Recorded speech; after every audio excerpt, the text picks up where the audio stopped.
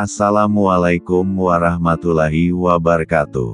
Hai sahabat, jumpa lagi dengan saya, Tutorial Cinta Channel. Untuk kali ini kita membahas tentang hindari 8 pertengkaran ini kalau kamu tidak ingin hubunganmu berakhir. Tapi sebelum kita melanjutkan tutorial ini, jangan lupa like dan subscribe sahabat. Oke, terima kasih. Mari kita lanjutkan membahas tentang hindari 8 pertengkaran ini kalau kamu tidak ingin hubunganmu berakhir. Pertengkaran adalah hal yang bisa menjadi penguat atau malah penghancur dalam hubungan kalian. Kalau kalian bisa melewati setiap pertengkaran yang terjadi dalam hubungan kalian pasti akan lebih baik dan kuat. Tapi kalau kalian dikalahkan oleh pertengkaran kalian yang terjadi justru sebaliknya, hubungan kalian akan berakhir. Itulah kenapa kalian harus punya kemampuan untuk mengatasi pertengkaran yang terjadi dalam hubungan kalian dengan cara punya ketegasan pada batasan diri dan selalu menyelesaikan setiap konflik dan permasalahan dalam hubungan kalian dengan cara yang dewasa. Setidaknya kalau kalian bisa menghindari 8 pertengkaran ini, kalian pasti bisa mempertahankan hubungan kalian tanpa drama pertengkaran lagi. 1. Pertengkaran karena kamu belum bisa memaafkan kesalahan pasangan di masa lalu. Inilah pertengkaran pertama yang harus kamu hindari. Jangan sampai hanya karena kamu belum bisa memaafkan kesalahan pasanganmu di masa lalu, kalian malah bertengkar hanya karena hal-hal sepele yang tidak sengaja pasanganmu lakukan. Misalnya saja saat pasanganmu pernah selingkuh, sehingga sekarang pun kamu membatasi interaksinya dengan wanita. Sedikit-sedikit kamu curiga dan cemburu pada pasangan itu karena kamu belum bisa memaafkan pasangan sepenuhnya. Inilah yang terkadang membuat pertengkaran kalian harus terjadi. Kamu terus-menerus mengungkit kesalahan masa lalu pasangan di saat pasangan sedang berusaha untuk berubah dan memperbaiki kesalahannya. Jangan terlalu cepat menyimpulkan sesuatu yang belum kamu tahu penyebabnya. Beri kesempatan pada pasangan untuk menjelaskan terlebih dahulu dan dengarkan. Jangan langsung marah-marah, justru ini akan memancing pasangan untuk marah-marah juga, dan akhirnya pertengkaranlah yang terjadi. 2. Pertengkaran yang mengancam pasangan untuk mengakhiri hubungan kalian. Pertengkaran kedua yang harus kalian hindari adalah pertengkaran yang mengancam pasangan kalian untuk mengakhiri hubungan kalian. Sedikit-sedikit ngancam putus, sedikit-sedikit ngambek dan marah pada pasangan. Jangan bersikap seperti anak-anak labil yang tidak bisa memberikan kepercayaan pada pasanganmu. Lama-lama justru kamu akan menyesal sendiri saat pasangan sudah mulai bosan dengan semua drama dan ancamanmu. Kamu akan menyesal sendiri kalau terus menuruti emosimu. Kamu akan menyesal saat pasangan benar-benar menerima ancamanmu untuk mengakhiri hubungan kalian. Jadi mulai sekarang hindari pertengkaran yang mengancam pasangan kalian untuk mengakhiri hubungan kalian. 3. Pertengkaran yang menyebabkan kekerasan fisik maupun emosional. Saat bertengkar, lebih baik kalian mencoba untuk menenangkan diri kalian sendiri, sebelum dikuasai oleh emosi kalian. Karena saat kalian sedang sama-sama emosi, secara tidak sadar kalian juga pasti akan mengatakan dan melakukan tindakan yang menyakiti pasangan kalian. Saat pasangan sudah mulai menghina, bersikap kasar bahkan melakukan kekerasan padamu, kamu harus berani tegas untuk mengakhiri hubungan kalian sebelum kamu tersakiti semakin jauh. Kamu harus berani tegas untuk tidak diperlakukan tidak baik oleh pasangan. Selain itu, kekerasan juga bukan sesuatu yang bisa kamu tolerir dalam hubunganmu.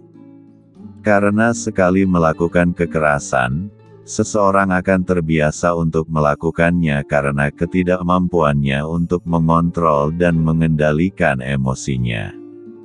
4. Pertengkaran karena kecemburuan dan sikap posesif pasangan. Kecemburuan dan rasa takut kehilangan posesif adalah hal yang wajar dalam hubungan kalau kadarnya tidak berlebihan dan beralasan. Tapi kalau pasangan terus-menerus cemburu dengan apapun yang kamu lakukan, bahkan sampai membatasi dirimu untuk melakukan kesibukanmu hanya karena kecemburuannya, ini tidak bisa kamu toleransi lagi. Kecemburuan pasangan yang tidak beralasan inilah yang membuat komunikasi kalian tidak baik. Kalau komunikasi dalam hubungan kalian sudah tidak baik, maka sulit untuk menjalani hubungan yang sehat. Kecemburuan ini terjadi karena pasangan yang tidak percaya diri dan tidak bisa memberikan kepercayaan pada dirimu. Jadi, bantulah pasangan untuk lebih percaya diri dengan memberikan pujian pada pasangan atau meyakinkan pasangan kalau kamu bisa menjaga kepercayaan dengan menunjukkan sikap yang bisa membuatnya percaya padamu. 5. Pertengkaran karena masalah keluarga pasangan. Terkadang restu keluarga juga bisa menjadi penyebab pertengkaran yang tidak bisa kalian hindari. Bisa jadi orang tua pasangan tidak menyukaimu karena sesuatu hal ataupun sebaliknya, orang tuamu yang tidak menyukai pasanganmu. Dan inilah yang membuat kalian dilema mau membela pasangan atau keluargamu. Keluarga pasti punya alasan kenapa tidak menyukai pasanganmu. Jadi coba tunjukkan dan buktikan pada keluargamu bahwa apa yang menjadi alasan mereka selama ini tidak benar. Kalian harus bekerja sama untuk meyakinkan keluarga kalian, bukannya malah mengubah pasangan kalian menjadi seperti yang kamu inginkan. Dan itulah yang terkadang membuat pertengkaran harus terjadi karena pasangan tidak bisa menerima permintaanmu untuk berubah dan kenyataannya kamu tidak akan pernah bisa mengubah pasanganmu. 6. Pertengkaran karena masalah keuangan. Jangan sampai hanya karena ketidakmampuan kalian untuk mengelola keuangan menjadi penyebab pertengkaran kalian. Itulah kenapa kalian harus punya kesepakatan untuk mengelola keuangan bersama-sama agar tidak ada pihak yang sengaja atau tidak melupakan pembagian kewajiban dalam keuangan. Kalian harus membuat kesepakatan berapa pembagian pemasukan dan pengeluaran dalam hubungan kalian. Terlebih kalau kalian sudah berumah tangga, kalian harus bisa transparan saat membicarakan tentang keuangan agar tidak terjadi pertengkaran. Jangan sampai pasangan merasa terbebani karena hanya dirinya yang melakukan pengeluaran untuk hubungan kalian. Kamu pun harus memberikan kontribusi yang sama untuk bisa meringankan beban pasangan dengan tidak boros melakukan pengeluaran. 7. Menyalahkan dan merendahkan pasangan saat bertengkar. Kalau kalian memang sudah punya kesepakatan untuk menerima amarah pasangan kalian saat sedang sama-sama emosi, tidak masalah. Kamu pasti bisa mengerti dan memaafkan pasangan. Tapi kalau sampai pasangan terus-menerus menyalahkan dan merendahkan bahkan menghinamu dengan kata-kata hina dan tidak pantas, dia akan terus-menerus menyakitimu dan konflik dalam hubungan kalian pun semakin rumit.